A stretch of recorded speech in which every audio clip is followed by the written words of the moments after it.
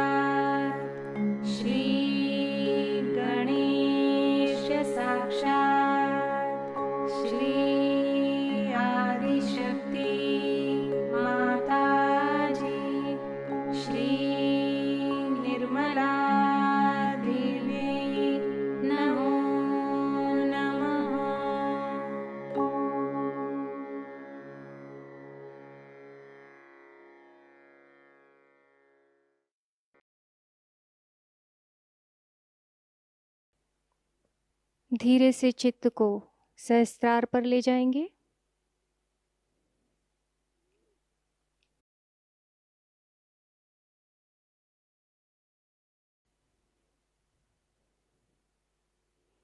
थोड़ी देर ध्यान की इसी अवस्था में बैठेंगे।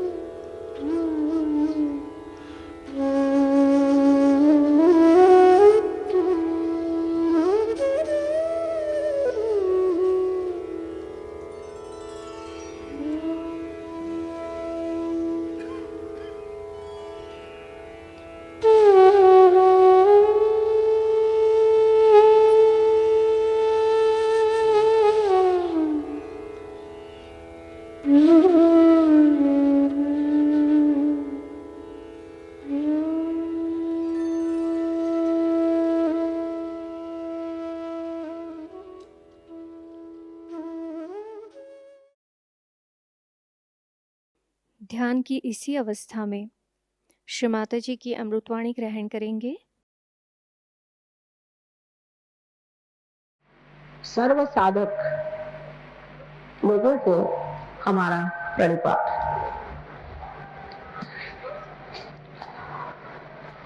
साधक वही होता है जो कुछ साध लेता है। जिसने कुछ साधा नहीं, सिर्फ मनोरंजन करता रहा, भजन गाता रहा, मंदिरों में घूमता रहा और उसी तरह से अपना सारा जीवन जिसने बिता दिया, उसने कुछ साधा नहीं। कुछ साधन ऐसा होना चाहिए जिससे आप परमात्मा से संबंधित हो जाएं, जिससे योग घटित हो जाए। और ये साधन परमात्मा ने पहले ही आपके अंदर बहुत सुंदरता से सजाया हुआ है। इस साधन का सिर्फ उपयोग करना, इतना ही मात्र एक काम बच जाता है।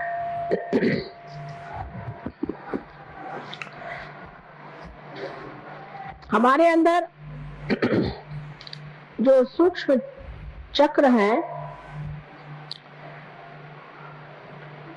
उसके अंदर या उनके अंदर हर चक्र पे एक एक देवता विराजमान। हम गणपति को मानते हैं, लेकिन हम ये नहीं जानते कि गणपति हमारे अंदर भी विराजमान।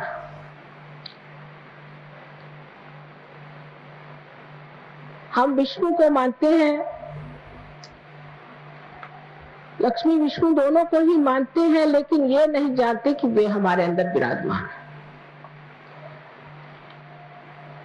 अभी जगदम्बा का जो भजन कहा गया, वो जगदम्बा भी हमारे अंदर विराजमान है। कल आपसे मैंने नाभि चक्र के बारे में बताया था। उस नाभि चक्र के चारों ओर जब ब्रह्मा ने सृष्टि की तो भवसागर तैयार हो गया, और इस भवसागर में धर्म की स्थापना करने के लिए अनेक महापुरुषों ने आदि गुरु से लेकर के आज तक जन्म लिए हैं, जिनके 10 तत्व हैं। ये 10 तत्व हमारे मानव धर्म को बांधते हैं। ये मानव धर्म हमारे अंदर जैसे कार्बन के अंदर 10 वैलेंसी होती है, उसी प्रकार होते हैं। और ये सत्पुरुष सदगुरु अनादि काल से हमारे अंदर इस धर्म को सुसज्जित करते हैं, जिसका पालन हमें करना चाहिए। लेकिन मनुष्य अपने अहंकार में या किसी गलत फहमी में पड़ करके धर्म को अधर्म बना देता है।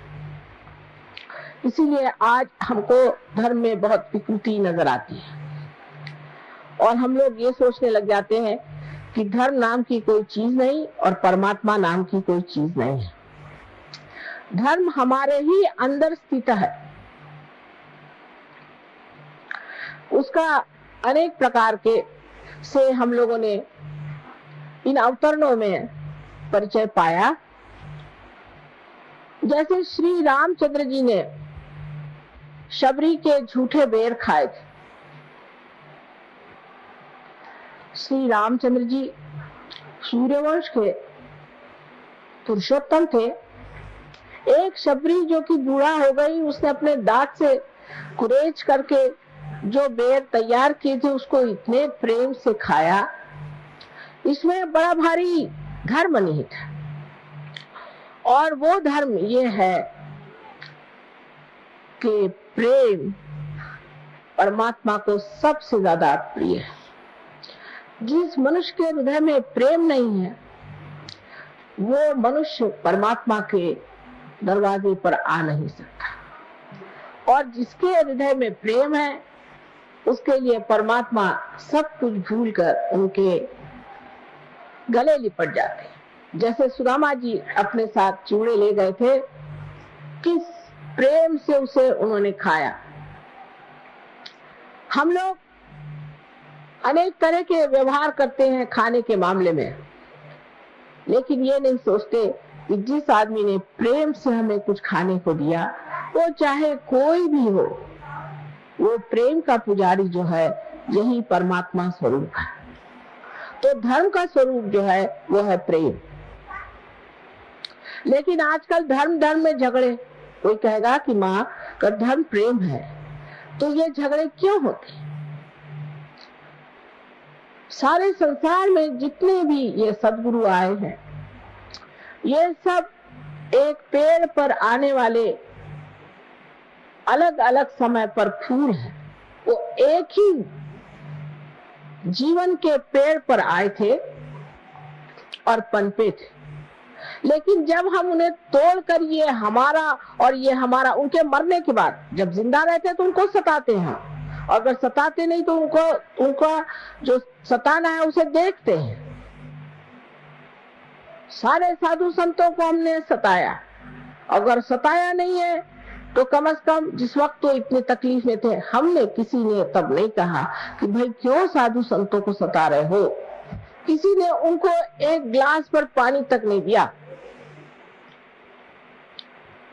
ये साधु संत इस दैवी पेड़ के फूल हैं। अब उनको तोड़ करके ये मेरा फूल है, ये तेरा फूल है, मेरा फूल तेरे से उत्तम है, से तो फूल मर गए। उस मरी हुई चीज को लेकर के आज हम झगड़ा कर रहे हैं। जो फूल एक बार परमात्मा के आंगन की शोभा थे, वो आज झगड़े का कारण हो गए।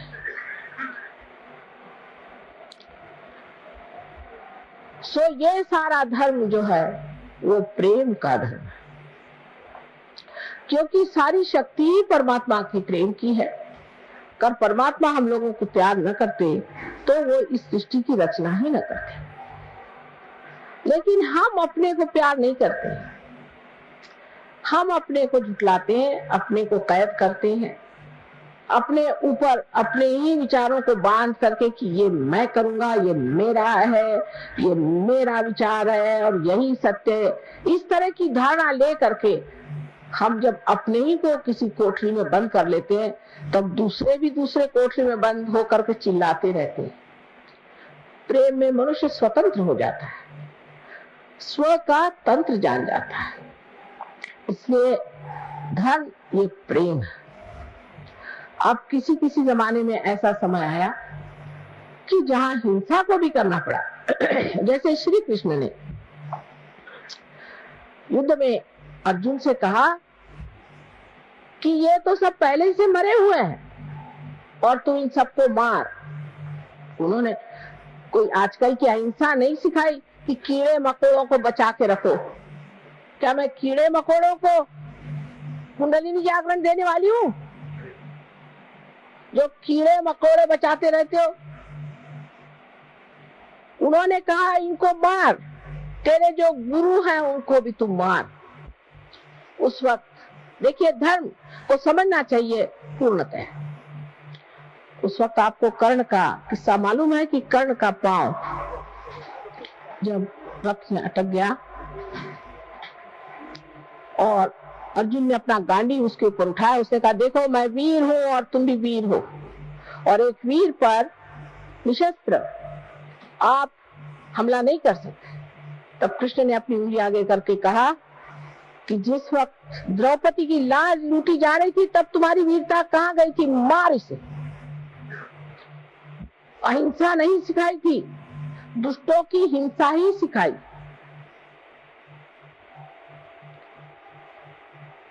हम तो दुष्टों की तो अहिंसा करते हैं और भले लोगों की हिंसा करते हैं। हमारे यहाँ बहुत से ऐसे लोग हैं कि वो कहेंगे कि साहब हम तो कीड़े मकोड़े बचा के रखते हैं, लेकिन अगर किसी के घर पे कुर्की लाना है तो उसकी बीवी बच्चों को बाहर निकाल के खड़ा कर देंगे। उसका अगर अपमान करना है तो उसको कर देंगे, बेचारा अकेला कमाने वाला होगा, उसको जेल भेज देंगे एक छोटे से रुपयों के पीछे। ये धर्म नहीं, यह अधर्म है। धर्म की व्याख्या इन लोगों से हमें समझना चाहिए। हमारे सामने ये अवतरण आए जिन्होंने हमारे अंदर ये चक्र तो बनाए, लेकिन इन्होंने हमारे सामने आदर्श भी रखे जिनको हमें समझना चाहिए।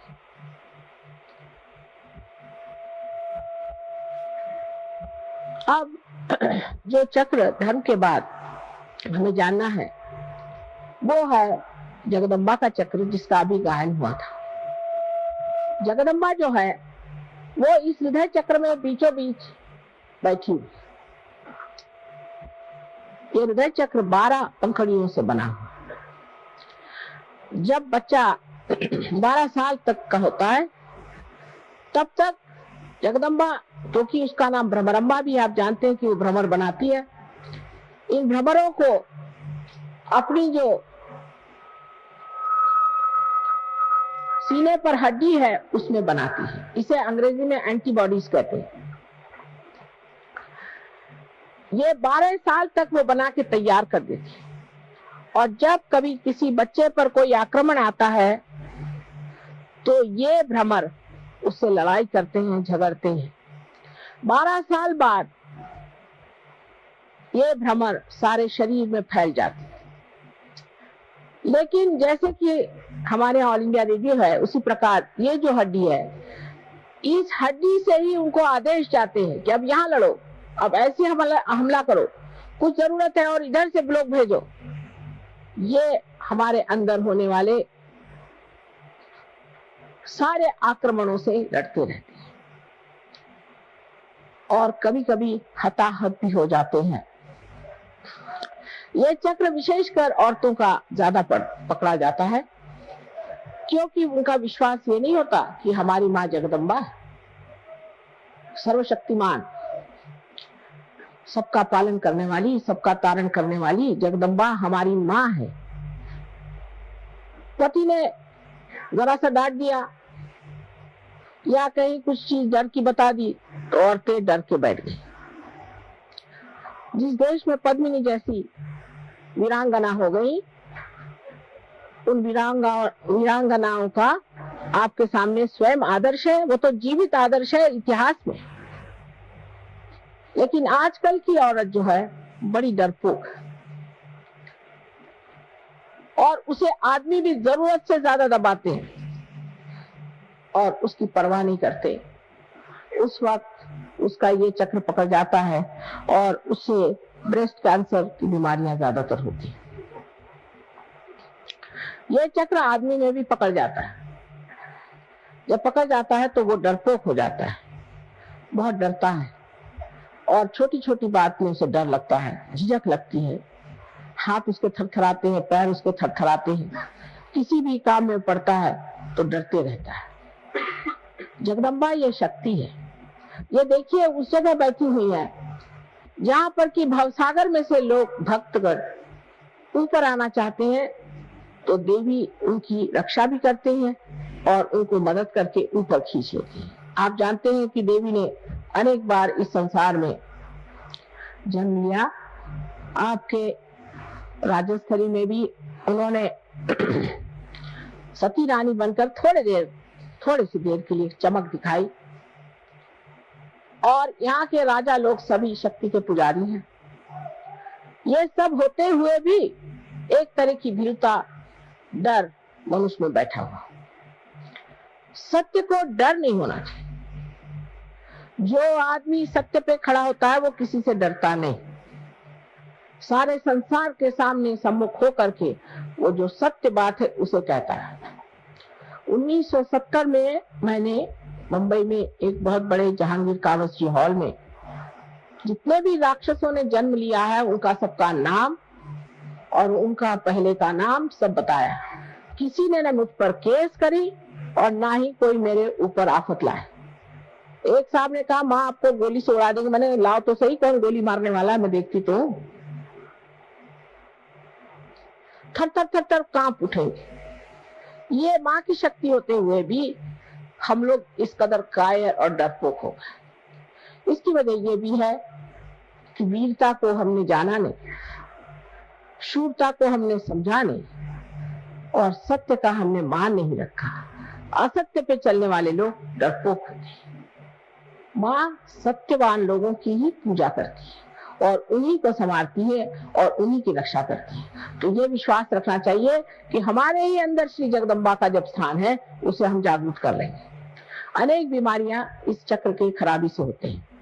उसके जो राइट साइड में आप देख रहे हैं चक्र है, इसे हम राइट हार्ट कहते हैं। ये चक्र यहाँ राजस्थान में बहुत पकड़ता है। ये श्री राम का चक्र है। श्री राम का चक्र है जो कि पुरुषोत्तम है। एक तो लोग जो सरकारी चीजों से बहुत डरते हैं उनका ये चक्र बहुत पकड़ता है क्योंकि पुरुषोत्तम श्री राम ये एक आदर्श राजा थे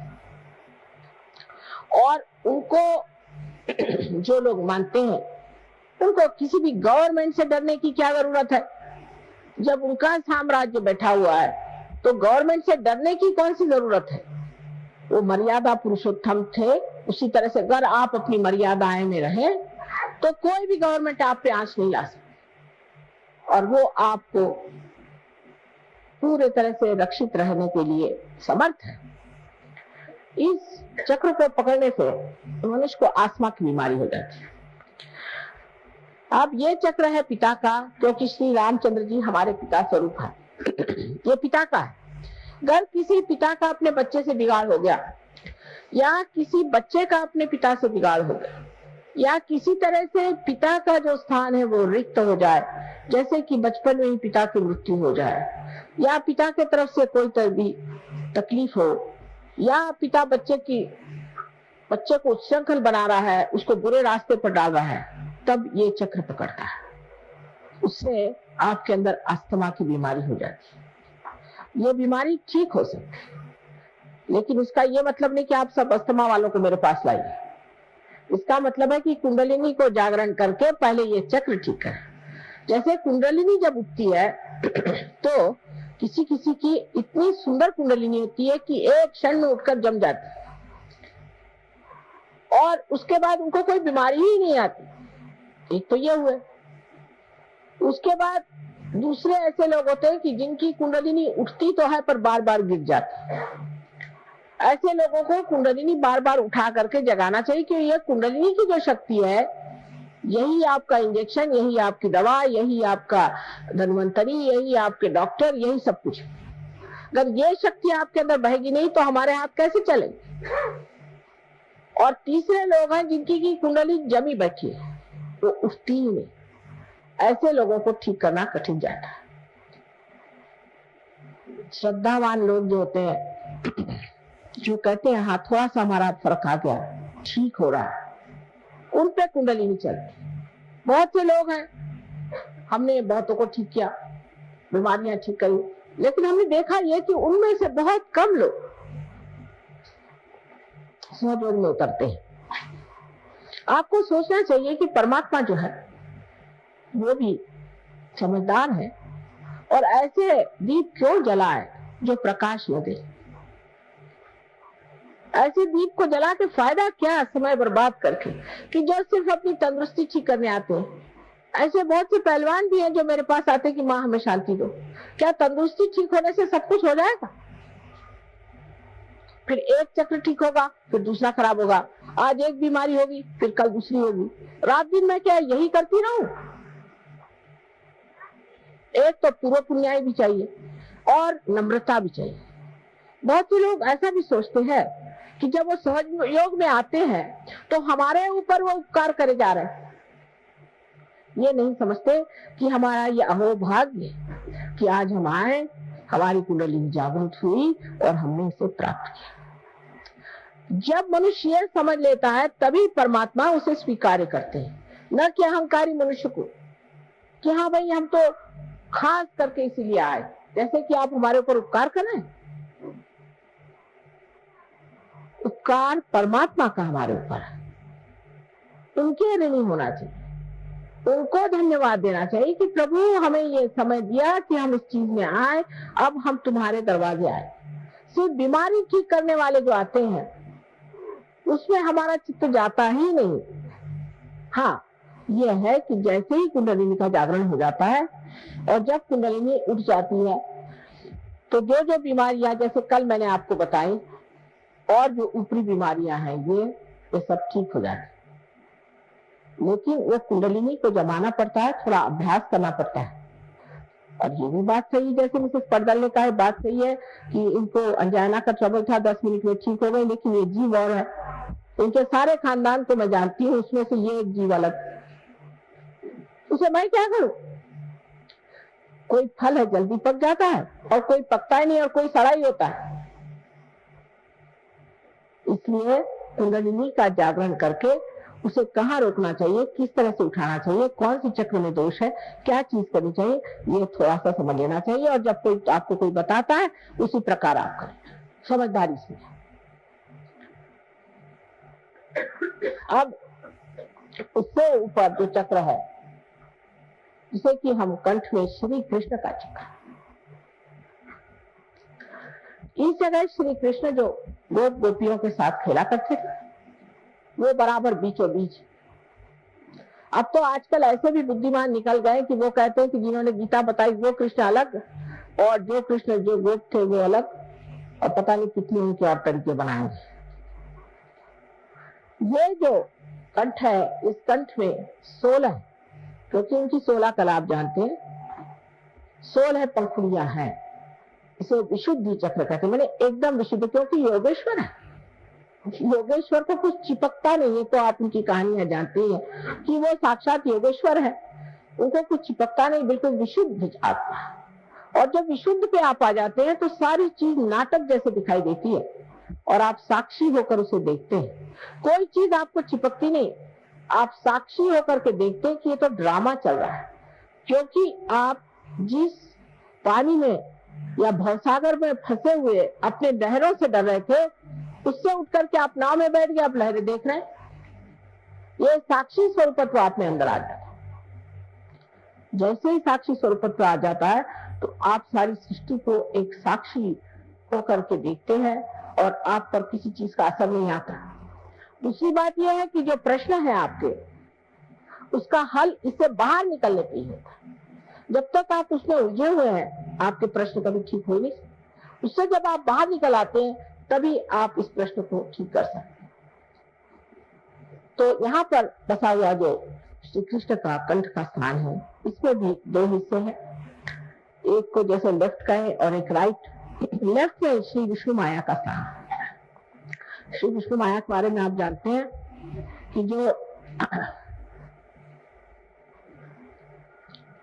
उनकी बहन थी, जिन्होंने स्वर्ग में जाकर के आकाशवाणी करी थी, बादलों में से गरज कर कहा था कंस से कि तेरा मारने वाला अभी जीवित है। वही आकाशवाणी आज भी कार्य करती है। जो बिजली है ये भी कार्य करती है। और आप कभी देखिएगा तो आपको आश्चर्य होगा कि हमारे भी फोटो बड़े कमाल के आते हैं। और जो ये कैमरा जिसे हम सीधी सादी चीज समझते हैं, इसने ऐसे ऐसे हमारे फोटो निकाल दिए हैं कि आप हैरान हो जाइएगा। यहाँ तक कि बादलों में तक हमारे फोटो आते हैं। ये आकाशवाणी का कार्य है, ये विष्णु माया है। इस विष्णु माया पर ये कहना है कि जब हमें भाई बहन का विचार नहीं रहता, जब हमारे अंदर ये सुचिता रहता है, हम जब दूसरी औरतों की और बुरी निगाह डालते हैं, तब भी ये चक्र पकड़ जाता है।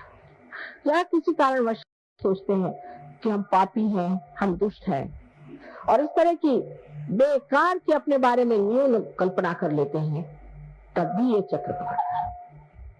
ये कल्पना कहीं कहीं बहुत ज्यादा में देखी कि हम तो पापी हैं, क्योंकि रात दिन जो आता होगा तुम लोग पापी हो, ये संसार पापी है, और जो बताने वाला वो कौन बड़ा धर्मात्मा है।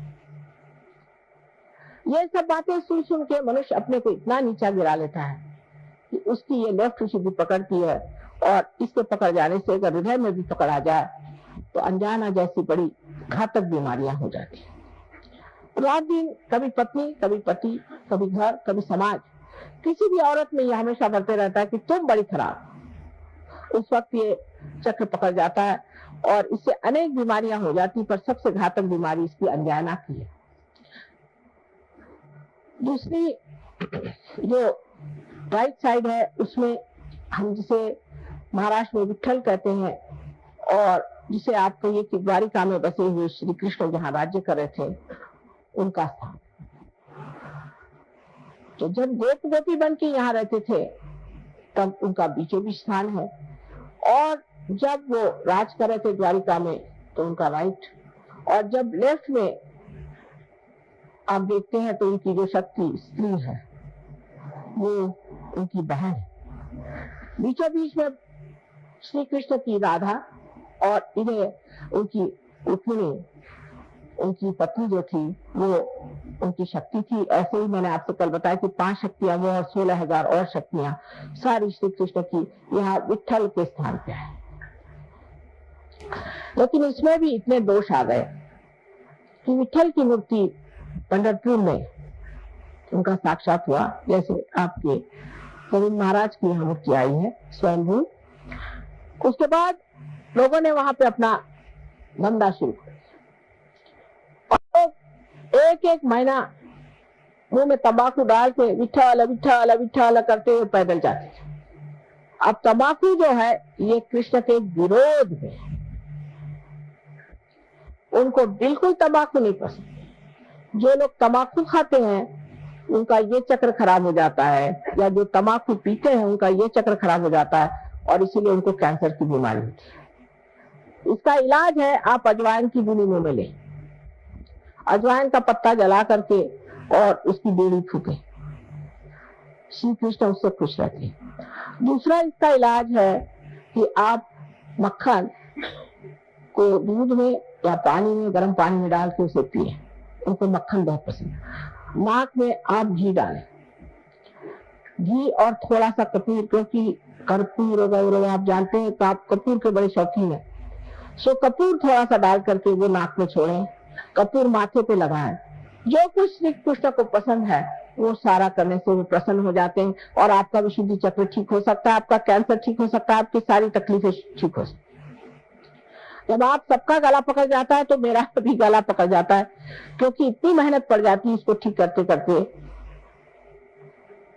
तो भी पहाड़ जैसे लोगों की कुंडलिनी कभी कभी उठती ही नहीं, बड़ा प्रयत्न करना पड़ता है।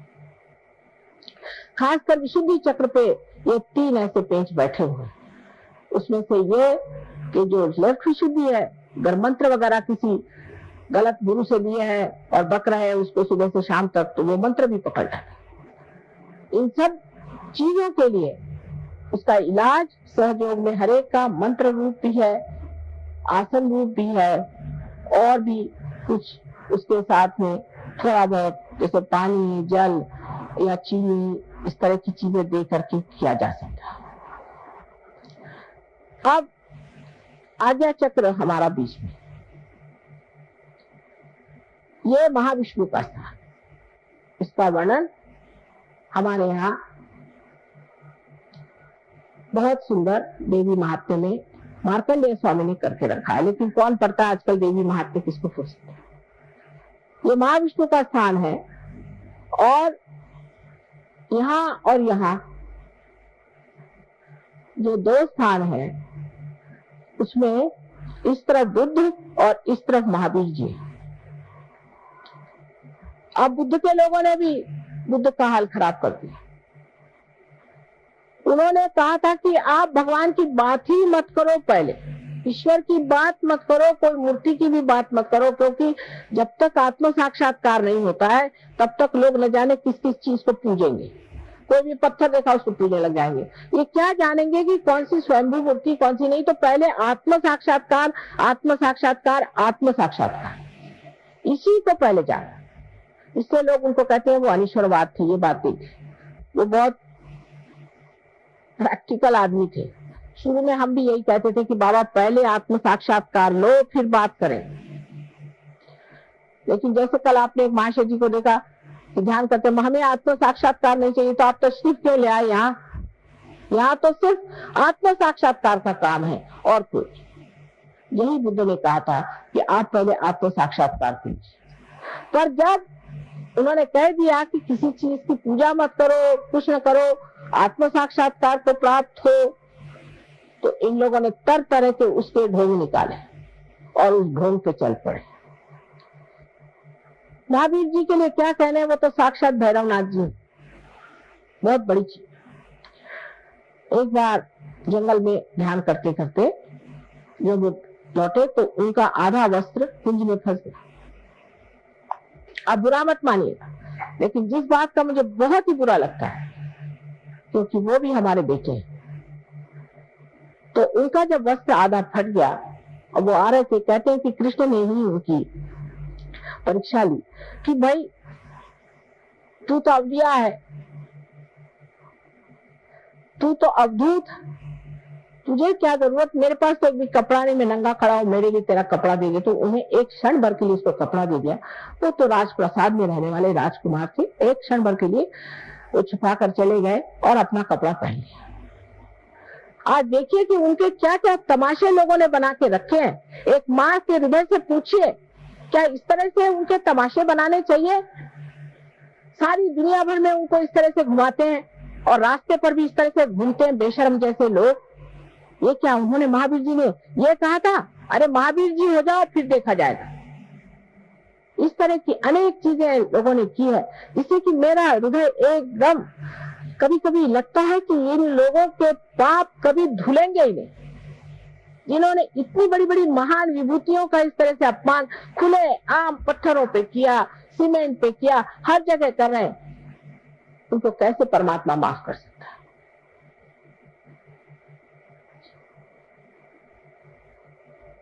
नेमिनाथ जी ने जिस वक्त में श्री कृष्ण के साथ, उनके वो भाई, चचेरे भाई थे नेमिनाथ जी, जो कि तीर्थंकर थे, उनको उपरति हो गई।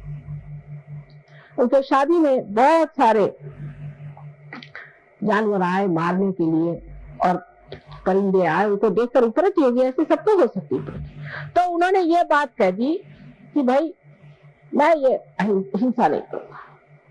लेकिन अब जो कीड़े मकोड़ों को भी बचाते बैठते हैं, ये कोई इन्होंने कहा था क्या? कहां से कहां आप लोग पहुंच जाते हैं। कम से कम जो सही बात है उसको सीखना चाहिए। मैंने बहुत सारे जैन मुनियों से बात करी कि भाई जो महावीर जी ने कहा ध्यान करो, वो क्यों नहीं करते? ये सब मंदिर मंदिर बनाते हो। तो कहने लगे कि माँ इसलिए कि ध्यान करने से शुद्र सिद्धि आ जाती है, इसलिए।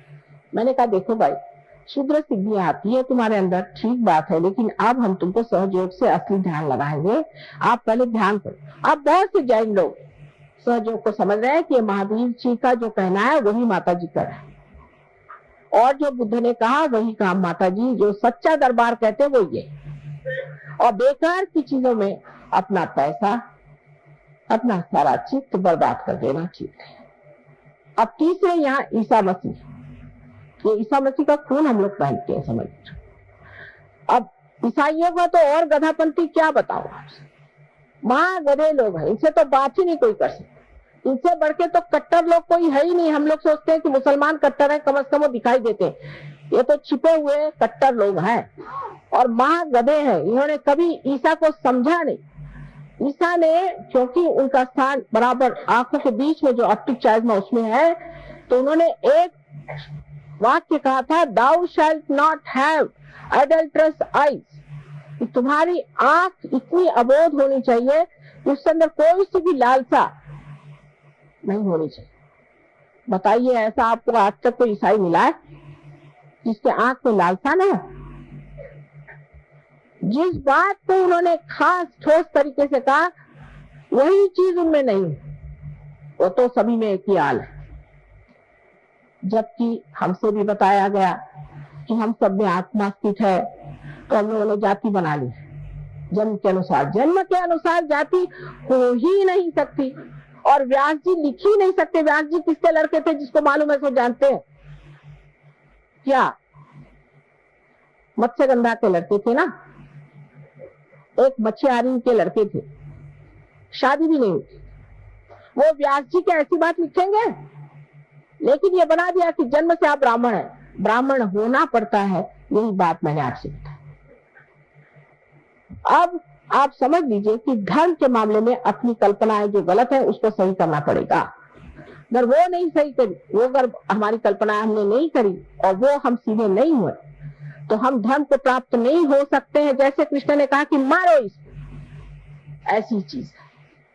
जो सच है उसको पाना है, उसको मानना है।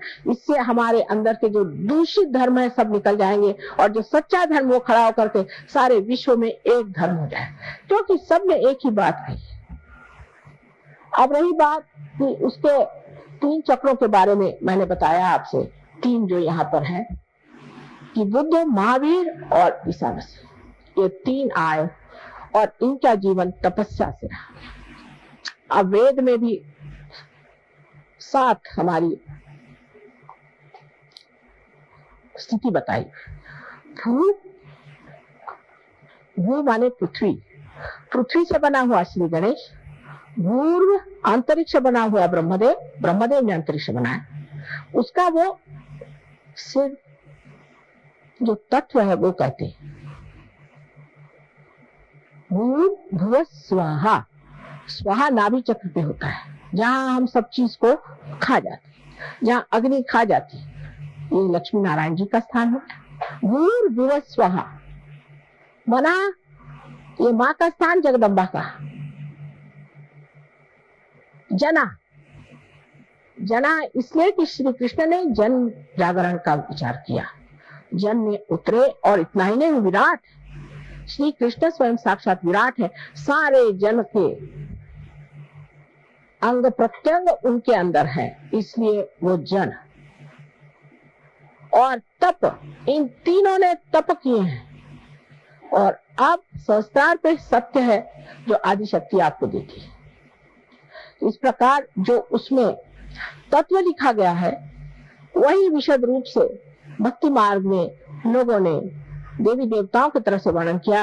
ये सब की सब सच्चा है, सिर्फ कहीं एक अंग है, कहीं दूसरा अंग है, और एक हाथ को कोई लेकर झगड़ा करेगा और दूसरे हाथ को लेकर कोई झगड़ा करेगा तो उसे क्या कहा जाए? इसे तो दोनों भी हाथ टूट ही जाते हैं और टूट ही गए। साकार निराकार का भी झगड़ा बिल्कुल बेकार। अब सिर्फ सत्य पे आप आइए, आप समझ जाएंगे कि निराकार में साकार कैसे है और साकार में निराकार कैसे है। ये समझने की बात है। लेकिन हम सत्य को वर्ण करेंगे और सत्य के सिवा मां हम किसी को नहीं जानेंगे, ये कहना चाहिए। आज चक्रों को किसी तरह से थोड़ा बहुत बताया है, सहस्त्रार पे कहने पर बहुत कुछ कहना पड़ेगा, लेकिन इतने थोड़े टाइम में हम आज आपको थोड़ा सा आत्मा के बारे में बताएं। आत्मा हमारे अंदर जो है वो परमात्मा का प्रतिबिंब सब लोग कहते हैं, जिसे हम लोग सदाशिव कहते हैं। सदाशिव है, वो कभी भी अवतरण नहीं लेते। उनका जो प्रतिबिंब हमारे अंदर है वो आत्मा है, और उनकी जो शक्ति इच्छा शक्ति है, जिसे हम आदि शक्ति कहते हैं, उनका प्रतिबिंब हमारे अंदर कुंडलिनी है। इस कुंडलिनी का और इस आत्मा का जब मेल घटित होता है तभी योग घटित होता है। ये एक घटना है, ये होना पड़ता है। ये कोई सिर्फ बात नहीं कि आपको सर्टिफिकेट दे दिया, हाँ आप पार हो गए, सर पे आप लगा घूमिए, साहब हम तो आत्म साक्षात्कारी हैं, हम फलाने हैं, हम ढिकाने, इससे नहीं। जब ये घटना घटित होती है तो आत्मा का प्रकाश आपके चित्त में आ जाता है। चित्त में आत्मा में आने से, जैसे अभी डॉक्टर साहब ने मेरे आते आते कहा कि आप माँ के सामने आते ही माँ आपके बारे में जान जाती, क्योंकि मेरा चित्त जो है वो अगर आलोकित है तो मैं सब आपके बारे में जान ही जाऊं। अगर मेरा चित्त अगर चारों तरफ है और उसमें अगर आलोक है तो उसमें मैं जान ही जाऊंगी कि आप क्या। जब आपका चित्त आलोकित होगा तो आप भी जान जाइएगा कि सत्य क्या है।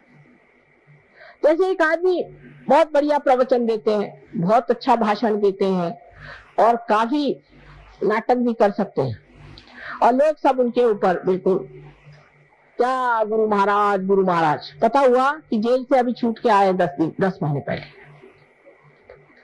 ऐसे रोज ही क्या आपको, आप जरा अंदर आ जाइए, क्योंकि वो क्या हो रहा है, डिस्टर्ब हो जाता है, अंदर आ जाइए।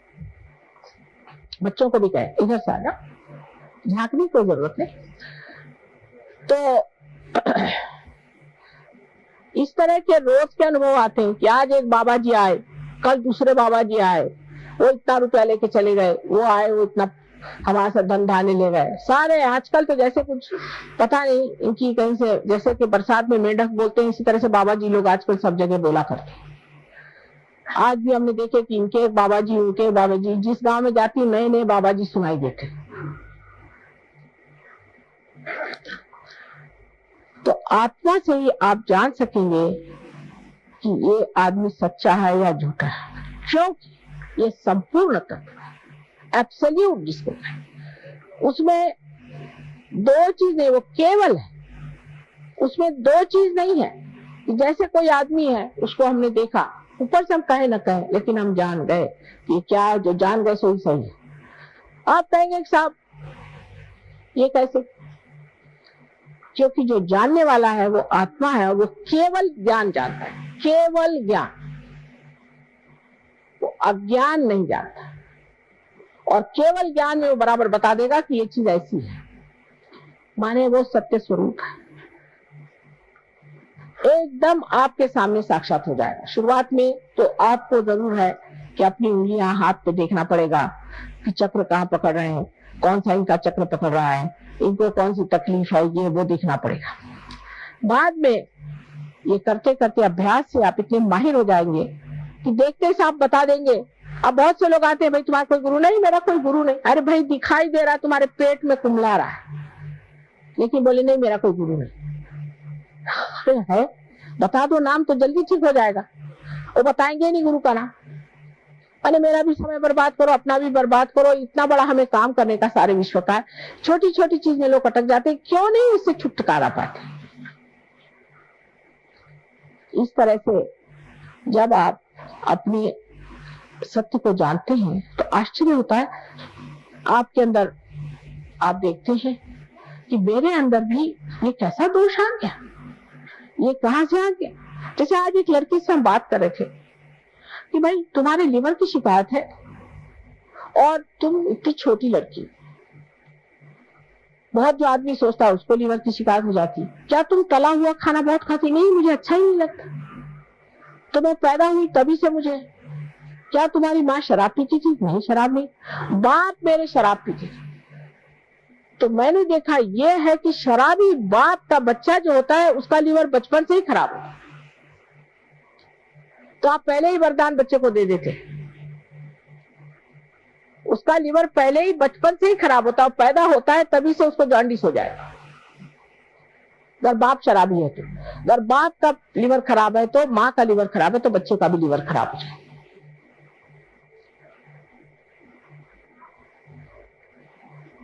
तो जो सत्य है उसको जानने के लिए अपना चित्त शुद्ध रखना चाहिए। अब उसका ये मतलब नहीं कि आप चित्त को धोते बैठे, लेकिन जब आप ध्यान करते हैं तो आप निर्विचार में आ जाएंगे। जब आज्ञा चक्र से कुंडलिनी ऊपर हो जाएगी आप निर्विचार हो जाएंगे। ये जो विलंब का स्थान है इसको बढ़ाते जाना चाहिए, निर्विचारता बढ़ाती जानी चाहिए। उस वक्त आप शांत चित्त हो जाते हैं, आप में शांति आ जाती है। जिस वक्त शांति होती तभी कोई वृक्ष बढ़ता है। जिस वक्त आप निर्विचार होकर ध्यान में आ जाते तो वृक्ष ठीक से बढ़ता है और प्रगति होती है। हर तरह का सत्य आप जान जाइएगा। हमारी तो बात छोड़िए, हम तो जानते ही हैं, लेकिन सहयोगी भी जो है वो कहते हैं माँ पता नहीं कैसे हमको लगा कि इस दुकान में जाए यही मिल जाएगी, तो वहां चीज मिल गई। हमको लगा कि इस रास्ते पे चले जाए, वहां एक सहयोगी बैठा हुआ था, उसने कहा भाई मैं तुम्हारा इंतजार कर रहा था, देखो यहाँ पे एक आदमी हमारा रिश्तेदार बीमार पड़ा, चल। कहीं कुछ ऐसी छोटी छोटी होती, इतनी बड़ी बड़ी बातें हो जाती हैं कि बड़ा आश्चर्य होता है।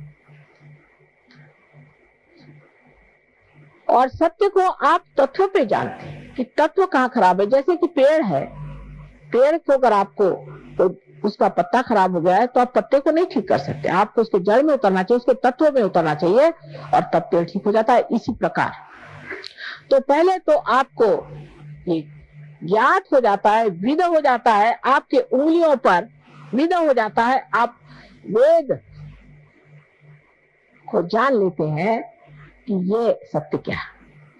दुनिया भर का ज्ञान आपके अंदर आ जाता है।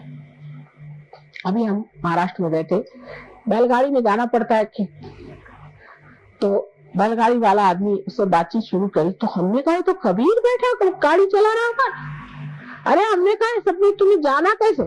कहीं भाई तो सब अंदर ही था ना, तो आपने लाइट दे दिया हमारे अंदर तो हमने सब जान लिया। बात तो सही कह रहा हूं ना? और मैंने कहा बिल्कुल सही कह रहे हो, कमाल है तुम्हारी। तुकाराम कौन सी यूनिवर्सिटी में गए थे? ज्ञानेश्वर जी कौन सी यूनिवर्सिटी में गए थे? वो अवतरण तो थे नहीं, लेकिन क्या ज्ञानी लोग थे। ये ज्ञान कहाँ से आया? ये हमारे ही अंदर सारा असल ज्ञान, जो केवल ज्ञान अपने अंदर है, उस ज्ञान को तब आप प्राप्त करते हैं। ये आपकी आत्मा की ज्योत है जो जलने से आप प्रकाश में सांप को सांप देख सकते हैं और रस्सी को रस्सी देख सकते हैं। अनेक है इसकी चीज, अब इसको अभी बताने का इतना समय नहीं। तो ये सत्य है और चित्त भी है। आत्मा चित्त क्या है कि सामूहिक चित्त है। जैसे कि विराट के शरीर में आप अंग प्रत्यंग है, उस अंग प्रत्यंग को ये मालूम नहीं कि वो विराट के शरीर में। जब उसका आत्मा जागृत हो जाता है तो वो जानता है कि मैं विराट के शरीर में घूम रहा। उसकी सामूहिक चेतना जागृत हो जाती है, उसका चित्त सामूहिक होता है। जिसके अंदर आत्मा की ज्योत आ जाती है उसका चित्त सामूहिक होता है। माने आपका क्या प्रश्न है वो तो बताता ही, क्योंकि आपको आत्मदर्शन होते हैं, लेकिन दूसरों के प्रश्न भी बताता है। और अगर आप ये भी जान ले कि ये कैसे ठीक करना है तो वो भी वो ठीक कर देता है। इसलिए सारा समग्र ज्ञान एक ही चीज का नहीं। अब समझ लीजिए डॉक्टर के पास जाइए तो डॉक्टर कहेगा भाई देखो तुम अभी इसका, मैं तो डॉक्टर पेट का हूँ, तुम इसको दांत वाले के पास ले जाओ, उधर वो सारे दांत निकाल लेगा, कहेगा भाई तुम्हारे दांत ठीक है। उसका दूसरा जाएगा कान फाड़ लेगा ये कान ठीक है। तीसरा आंख निकाल लेगा, कहेगा आंख ठीक है। अंत में आप बीमार होकर के लौट आइए। डॉक्टर लोग माफ करें लेकिन सहयोग में समग्र ज्ञान होता है। माने ये कि एक आदमी आया, माँ मेरे पेट में दर्द हो रहा। अब ये कोई कहेगा अरे पेट में दर्द हो रहा है, इसको कोई पेट की दवा, पेट की दवा नहीं, इसके अंदर कोई और चीज आ गई है, उसको निकालना है। इस पे किसी और का असर आ गया है, वो निकालना है। कोई काली विद्या हो गई, वो निकालना है। सारा समग्र ज्ञान सहयोग में आता है। ये नहीं इसके लिए साइकोलॉजिस्ट के पास जाओ, उसके लिए उसके पास जाओ। ये तो बच्चे हैं, अभी तो इन्होंने कुछ जाना ही नहीं। जो केवल ज्ञान है वो आपके अंदर है और छोटे छोटे बच्चों को तक मालूम रहता है। छोटे छोटे बच्चे भी इस केवल ज्ञान को जानते हैं। हमारी एक नातिन है, बहुत छोटी सी थी, उनके पिता माता गए थे लद्दाख में, तो वहां एक लामा जी भी ढामा जी होते हैं सारे, तो लामा जी बैठे होते, सारे ऐसे ही है, एक से एक बढ़ के, किस किस का नाम ले। तो लड़की छोटी सी थी, उसने देखा उनकी ओर, तो सब पैर छू रहे थे। इन्होंने सोचा हम नहीं छुएंगे तो अच्छा नहीं दिखा, इन जाकर पैर छुए तो उनको गुस्सा चढ़ गया। लड़की जाकर उनके सामने खड़ी हुई, 5 साल की जैसे खड़े होकर कहती कि ये सर मुड़ाने से और ये चोगा पहन लेने से आप पार नहीं हो जाते, आप क्यों सबसे अपना पैर छुआ रहे। ये खेलने हमारे तो काटो तो क्यों नहीं, एकदम उनके सामने कह दी, उतरिए ऊपर से नीचे। 5 साल की लड़की ने कहा था। एक पखंडानंद जी कोई थे, और महर्षि उनका था क्या नाम, जो दक्षिण के हैं बहुत बड़े, वो बहुत बड़े पंचेय गुरु थे। उनका 100वां साल था, तो हमें उन्होंने विशेष रूप से अतिथि बुलाया था। वहां पहुंचे, पखंडानंद जी बैठे थे। पखंडानंद जी बड़ा सा चोगा पहन के बैठे। दूसरी हमारी नाती थी, सामने बैठी थी, वहां से कहती नानी ये जिसने मैक्सी पहना इसको भगाओ, तो इससे बड़ी गर्मी आ रही है, हम लोग सब जल रहे हैं। और बहुत से सहयोगी थे, वो भी हंसने लगे। इतने प्रकांड पंडित छोटे छोटे बच्चे तक निकल आते हैं। उसका कारण यह है कि उनका चित्त आत्मा के प्रकाश से आलोकित है। और सबसे बड़ी देन परमात्मा की यह है, आपकी शरीर व्यवस्था ठीक हो जाती है, मानसिक व्यवस्था ठीक हो जाती है, सारा क्षेम, जिसमें कि आपकी आर्थिक अवस्था भी ठीक हो जाती है। सब चीज अवस्थाएं ठीक होने के बाद जो सबसे परम चीज है वो है आनंद। केवल आनंद का आप, निरा आनंद आप भोगते हैं।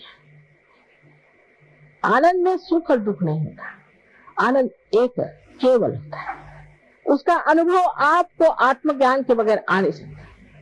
लेकिन जो साधे भोले भाले लोग होते हैं वो फट से इसको पकड़ लेते हैं, और जो बुद्धिमान होते हैं पहले ये उंगली क्या, वो उंगली क्या, माँ इधर से कैसे चला रहा वैसे। और जो सीधे सारे लोग होते हैं, माँ हम तो आनंद के सागर में तैर रहे हैं, और सारा ज्ञान अपने आप ही जान जाते हैं। इस प्रकार आत्मा का जो सच्चिदानंद स्वरूप है वो प्रकट होता है हमारे चरित्र में। सारे आमूलाग्र हमारे अंदर जो परिवर्तन आता है उसको देख कर लोग आश्चर्यचकित होते हैं कि ये आदमी, अरे बाप रे, ये कहां से कहां पहुंच गया, ये पत्थर से हीरा कैसे बना। आज समय आ गया है, ये खासकर बाहर के दिन आए जबकि अनेक अनेक फूल फलीभूत होने वाले हैं, इसलिए कार्य हो रहा है। समय की बात है, आज समय की ये बात है, और इस समय पे आप लोग भी फलीभूत हो जाए और अपना जो कुछ सुकृत है, अपना जो कुछ पुण्य है उसको आज पालें। जो कुछ आपकी धारणाएं हैं, जो कुछ भी आपने सोच रखा है, वो परमात्मा नहीं, जो है सो है, उसको आप बदल नहीं सकते। आपको बदलना होगा और समझना पड़ेगा परमात्मा। अपनी धारणाओं को छोड़ दीजिए और देखिए प्रत्यक्ष में, जैसे एक साइंटिस्ट देखता है खुली आंख से कि क्या चीज है, इसे देखा जाए, इस प्रकार आप भी इसे खुली आंख से देखिए। परमात्मा आप सबको आशीर्वादित करेगा। थोड़ी देर ध्यान की इसी अवस्था में निःशब्द ध्यान में बैठेंगे।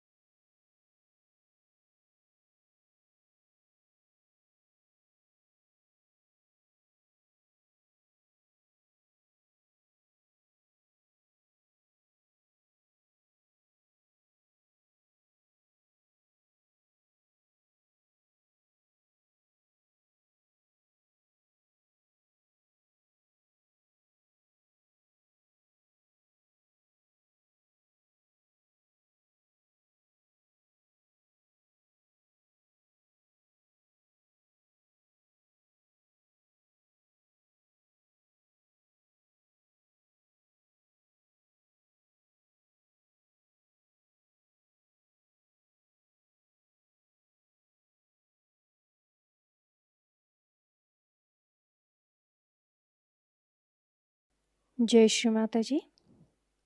दोनों हाथ जोड़कर चित्त को सहस्त्रार पर रखकर श्री माता जी से प्रार्थना करेंगे। श्री माता जी, आज आपने हमें सामूहिक ध्यान का आनंद दिया, निर्विचारिता प्रदान की, हमें चैतन्य की अनुभूति दी। इसके लिए हम आपके ऋणी हैं। आज का यह ध्यान हम आपके चरणों पर समर्पित करते हैं। श्री माता जी, सत्य की खोज करने वाले सभी साधकों को उनका आत्म साक्षात्कार प्राप्त हो। सारे सहजी भाई बहनों को माध्यम स्वरूप कार्य करने की अनुमति प्राप्त करें, अनुमति प्रदान कीजिए।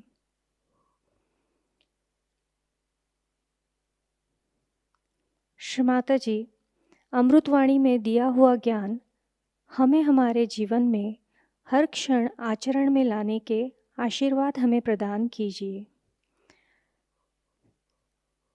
श्री माता जी, आपने हमें आत्म परीक्षण करना सिखाया, हमें आत्मा बनाया, हमें क्षमाशील बनाया। इसलिए हम आपके ऋणी हैं। श्री माता जी, कृपा करके हमें करुणामय बना दीजिए, हमें भोलापन प्रदान कीजिए, हमें निर्लिप्तता प्रदान कीजिए। हमारी सारी प्रार्थनाओं का स्वीकार कीजिए। हम सभी सहजी भाई बहनों के कोटि कोटि प्रणाम कृपा करके स्वीकार कीजिए। जय श्री माता जी। सामूहिक बंधन।